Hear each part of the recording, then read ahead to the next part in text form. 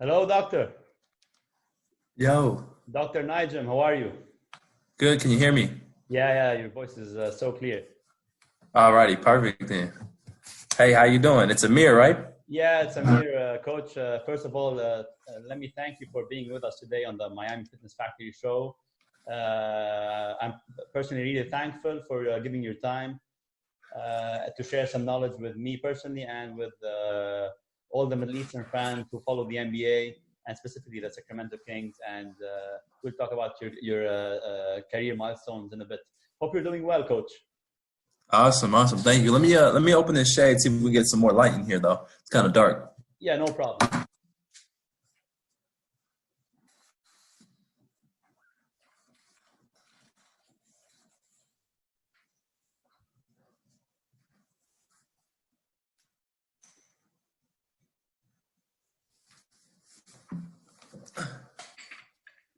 Maybe that's a little bit better. Yeah, that's fine. That's fine. I can see you clearly. So, Okay, cool. yeah, coach. So, first of all, I was really thanking you for this precious time you're giving us, me and the Middle Eastern fans who follow the NBA and the Sacramento Kings specifically. We'll talk a little bit more about your milestones and your career. As I said, you're still a very young coach, but we'll get a little time to talk more about you in a Awesome. second. First of all, how's the quarantine going with you? You're staying home with your family? Yeah. Just stuck at home. I'm in Sacramento, so Okay. toward the middle of March, I flew back to Sacramento and just been kind of hanging out here and Okay. trying to stay inside and stay safe and get through this like everybody else. How's it on your side? I mean, coronavirus is all over, it's still sort of contained over here, but yeah, we have some cases and we're trying to take care. So we definitely all should stay safe. Please do that too. Coach, let me first introduce you real quick. I did my research on you and I follow you for a while and I'm impressed with your work, to be honest. You're previously a strength coach at Santa Barbara College and then the Sacramento Kings for 5 years, correct me? Yep, 5 years. Yeah, and then currently you're at the University of Kansas for the NCAA Division One. It's a NCAA Division One school, big school over there. It's a decent, hop from good to better and great places. I follow also your academics. You're a doctor. You're actually a doctor in science. Can you Uh-huh. specify that? You're not a PhD holder, actually. Can you specify that?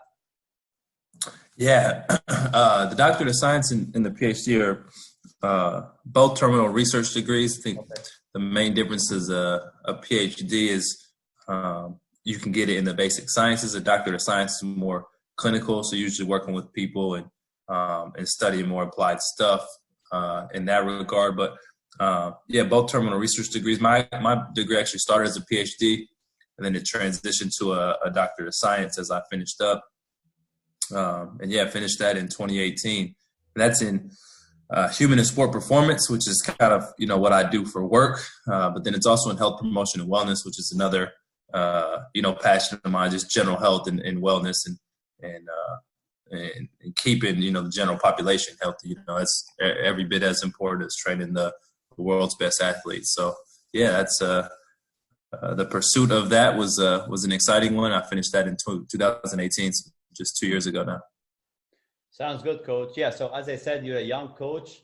You're like 29 now. 28. Actually, my birthday is tomorrow, 29 tomorrow. So Oh, I'll probably be 29 by the time you post this. if you mentioned this, I would have got a cake online. Coach, happy birthday, first of all. And you're really young, 1 year younger than me. So, coach, I did my research again and again, and I was checking out your story. It's kind of interesting in a sense that you weren't designed to be a strength coach, but then your inability to dunk got you over here. Please explain that. It's an interesting story. I personally connected with that because I used to be a professional basketball player in my home country before I specialized at University of Miami in my master's in strength and conditioning. So I'm really into this basketball, then switching to strength and conditioning. Please talk about that. Yeah, sure. I mean, it's not a long story because I didn't make it, but yeah, I grew up loving basketball and really wanted to be an NBA player. And even coming out of college, I did my undergrad at UC Santa Barbara, which is a mid-major Division I basketball program. Tried to walk on, didn't make team. had some opportunities to probably play at smaller schools. And I even considered actually transferring and playing at like a Division II school. And it was right around then where I kind of had to take a step back and realize, like, look, man, you're not going to get paid to play basketball. And if you are getting paid to play, it's not going to be a lavish lifestyle. It's not going to be the NBA. So, what else can you do? And from there, it made a lot of sense for me to transition. And right around then, I realized that personal training was a job. And then I realized that strength and conditioning was a job. And then I realized that you can actually get paid to train NBA players as a job. And I'm like, yo, that's the next level. Let's do that. So, yeah, I always say my inability to dunk, and I'm, 5'10" on a good day, has probably pushed me toward having to train really good athletes rather than being one. I see, Coach. Well, I used to dunk, so I feel bad for you, Coach. I have another question. How is it like to be a strength coach for the NBA team, for an NBA team like the Sacramento Kings, and then switching to an NCAA team? I mean, is that a dream come true to be the coach of an NBA team, strength coach actually? But then, what's the difference of being an NCAA Division I coach? Yeah, it definitely was. It was a dream come true for sure. I mean, my first dream was to be a player, but my second dream was to be the strength coach. And, I ended up working for the Sacramento Kings as the assistant when I was 23. I spent a couple of years as the assistant strength coach. And then when I was 25, I got the head job. So from 25 to, 28, those 3 years. Of the 5 years, 2 were the assistant, 3 were the head guy. And both sides of that coin, whether being the assistant or the head strength coach, was a dream come true. You're working with some of the best athletes in the world. You're working with some really good people too. A lot of times we think like, oh, they're such good athletes, so they probably have these big egos, and that wasn't the case at all, man. Like I loved working with those guys because once you earn their trust, they become friends, they become family, and so it really is just this pursuit of helping somebody get a little bit better every day. And that's, what we're in this game for. So it was a dream come true. I really enjoyed it. I wasn't looking to get out. I just actually signed an extension with the team. So I was actually ready to stay with the team for longer. And then out of nowhere, I got a phone call from the head coach of Kansas basketball. And for the listeners that may or may not know, Kansas basketball is a prestigious college program in the United States. And, so, yeah, it just, as I kind of took a step back and looked at my career and where it was going and where I wanted it to go, it made a lot of sense for me to kind of say, hey, you've achieved the first goal of becoming an NBA strength coach. You've enjoyed it. But here's an opportunity to create more impact at the collegiate level with younger guys, maybe help some guys get to the NBA, maybe help some guys develop as humans, maybe help some guys develop as businessmen or family members or whatever. So, I actually first didn't want to do it. And then as I took a step back and really appreciated what that opportunity looked like, it made a lot of sense for me. So I made that transition last year, spent 1 year there so far, and it was incredible, man. I really love it. If you want me to talk about like the main differences, I mean, the main ones is, the guys aren't paid to play. So because of that, they're motivated because they want to reach that next level. But they also don't necessarily know what it takes to get to that next level, right? Like they haven't seen it because they haven't been in it, So that was one of, I think, the areas I try to bring value is explaining to them what it takes to get to the next level, the work ethic, the mindset, the ability to be coachable, even the skill set. Like, hey, I know you can do this really good, but if you want to get to the next level, you got to be able to do this, this, and this. So I think there was so much in that opportunity that made a lot of sense for me to go there and try to bring value. And we had an incredible year. We finished as the #1 team in college basketball, the heavy favorite to win the national championship. And then they cut the tournament because of coronavirus. So today would have been actually the national championship. April 6th was the national championship game. And, I think we would have won today. So that sounds good. Sounds good. I like the hype. Coach, how's it like training big names like DeMarcus Cousins and other, like everyone, when they knew that I'm going to talk to you today, everyone asked me about DeMarcus and the big names. Like what is it like to train the big names, and what do those big names teach you or maybe give you a hard time? Yeah. DeMarcus is obviously a big name, all-star. And training guys like him, Rajon Rondo is another big name, that I've been able to work with, Rudy Gay.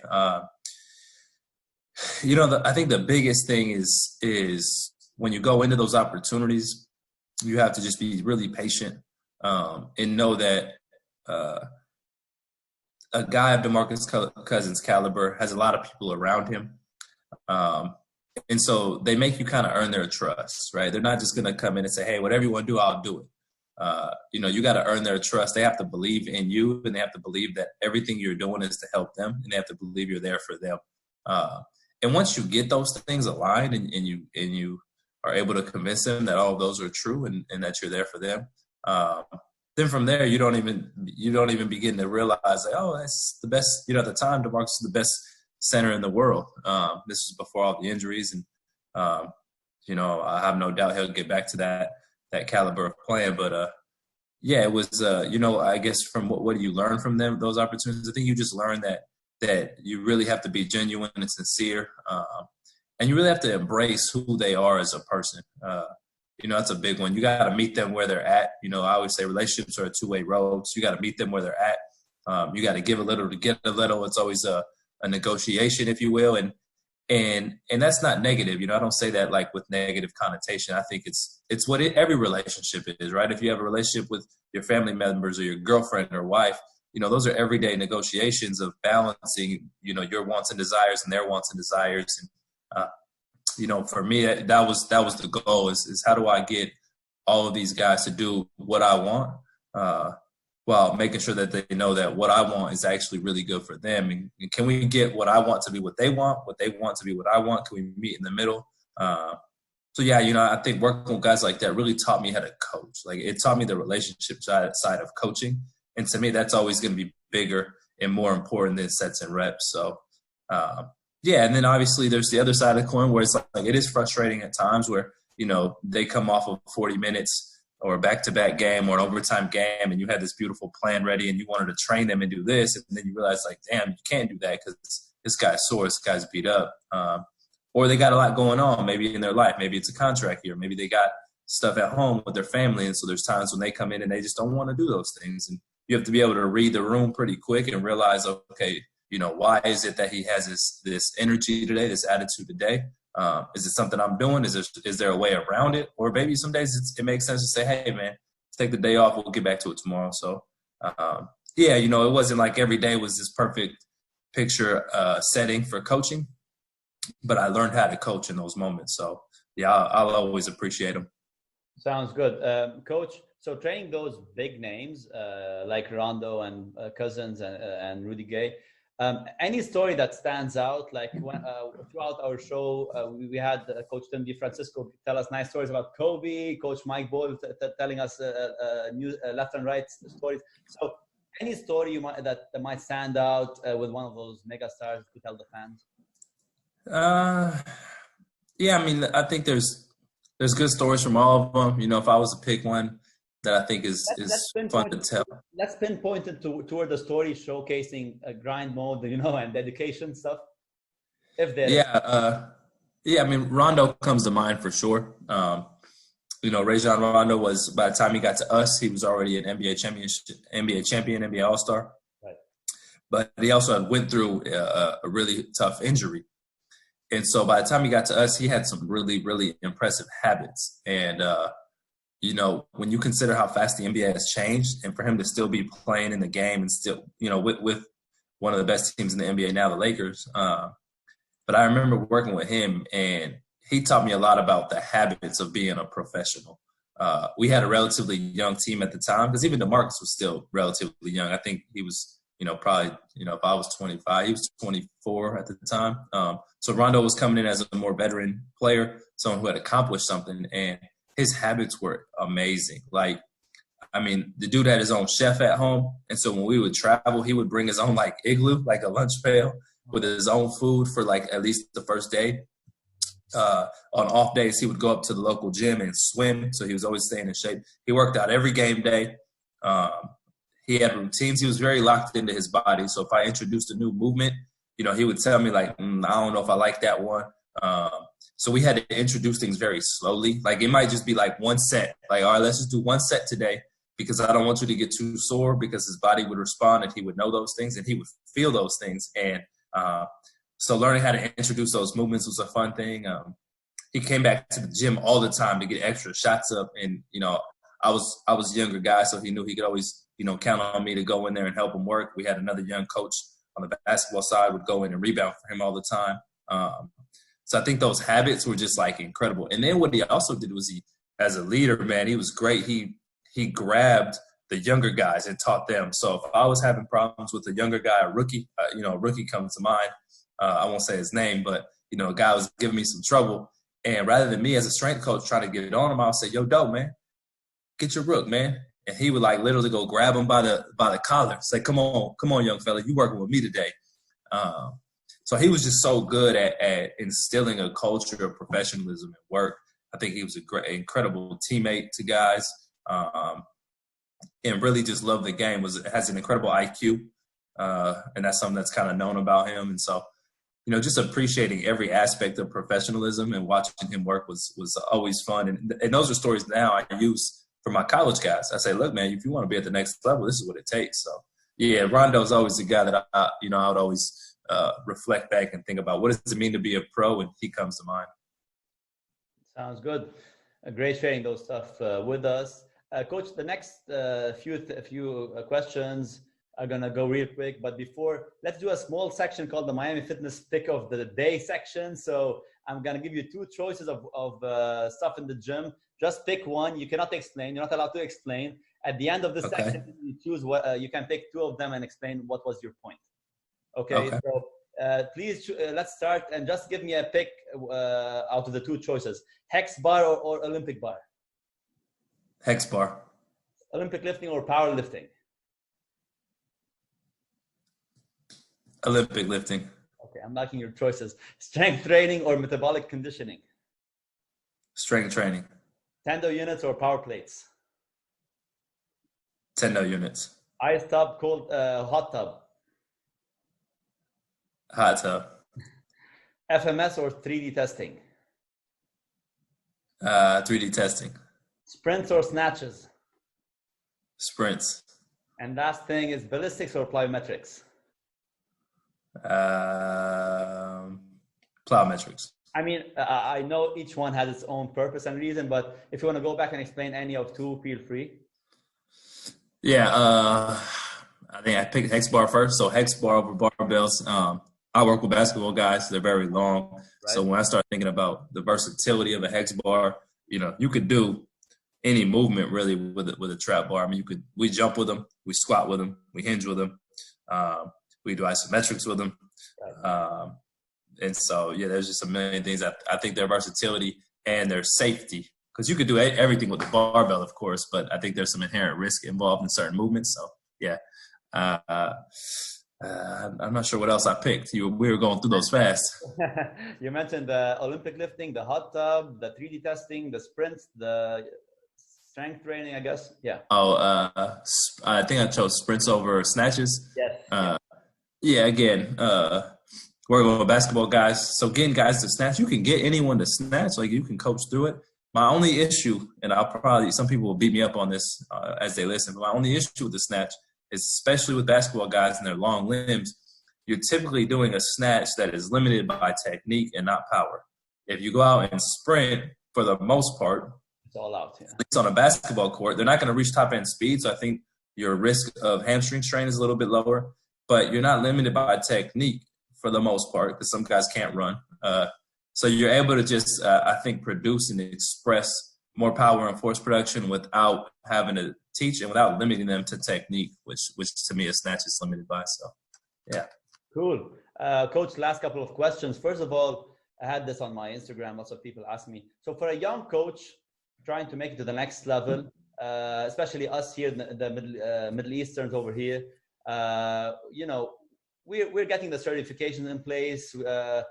Lots of agencies certifying other coaches. Us personally, as my company, we cover the NCSF, a Miami-based company to certify coaches. Like, the education is coming in the country and the area. However, everyone wants to know what's the adequate and correct steps to follow to try to make it to the next level. What's Coach njeim's take on that? Yeah, I can only kind of refer back to, I guess, my path. So, of all the certifications, I think in the States, the CSCS has kind of become the gold standard. That is. Yep. So like I would say, if we go certifications, I would recommend that. To earn that, you need a bachelor degree. I still recommend to get a master's degree for the most part, because if you want to compete for a job at the professional level or the competitive Division I collegiate level, your resume is ultimately going to be put in a stack, and other people are going to have master's degrees. Now, you'll end up getting a job typically because you know people, right? We know like networking connections are so important. But usually a master's degree is very critical just so you can remain competitive. And then do a bunch of internships as you get started. I mean, I always tell people I've had 4 unpaid internships. And nowadays, like, you can't even not pay people. I think almost every internship has payments because of, rules or whatever. So now if you're going the collegiate route and you want to build through there, college to pro, you can get a GA-ship. That's what I would recommend. And that's where the school is going to pay for you to actually be a strength coach. So you can get the strength coach experience while also getting a free, quote unquote, because the school pays for it, a free master's degree.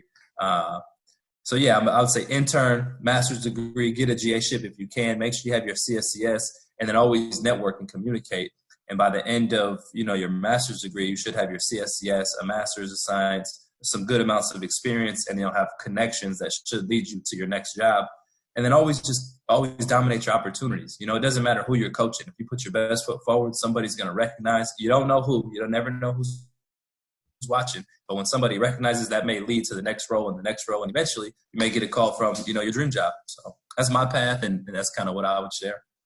Thank you, Coach. Let me just make it clear for everyone who's listening. The CSCS is the Certified Strength and Conditioning Specialist by NSCA. It's the gold standard, especially in the States. It's actually not in the Middle East. However, I know pretty well it's a must in the States. Actually, me being over there and when I interned with a couple of universities over there, I needed the CSCS to intern. So as you said, it's a must in anything you want to try to achieve over there. So that's a good pathway you gave us over there. Appreciate that.